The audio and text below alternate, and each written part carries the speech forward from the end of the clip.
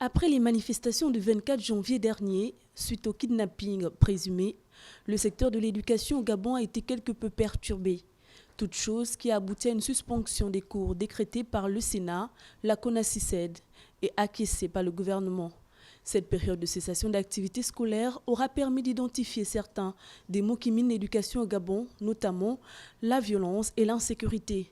Des mots qui sont visibles bien avant la tension du 24 janvier. Lors d'une de ses rencontres avec les acteurs de l'éducation nationale, l'actuel ministre de l'Éducation a annoncé des mesures fortes. Parmi celles-ci, la formation des auxiliaires de sécurité qui viendra en appui aux surveillants d'établissements visiblement submergés dès le mois de mars. Cependant, des questions se posent au regard de l'urgence de l'heure. Qui formera ces auxiliaires? Sur quelle base seront-ils recrutés? Et que sont devenus les ONG qui assuraient la sécurité aux abords des établissements scolaires il y a moins de 3 ans?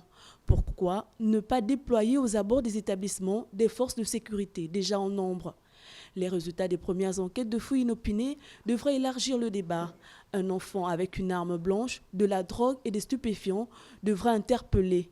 Qui en est responsable? Parents, enseignants, surveillants, qui doit répondre? Outre la censure qui vise l'exclusion scolaire pour faute grave, ces apprenants récidivistes finiront par changer de costume. Ils partiront d'élèves dangereux à braqueurs, voire voleurs, si d'autres mesures ne sont pas mises en œuvre. Comment pérenniser l'action gouvernementale pour résoudre le problème de l'insécurité qui gagne les établissements au Gabon? Parce que les meurtres, les agressions, les viols et autres sont désormais banalisés dans certains établissements, des mesures sécuritaires doivent être trouvées dans l'urgence.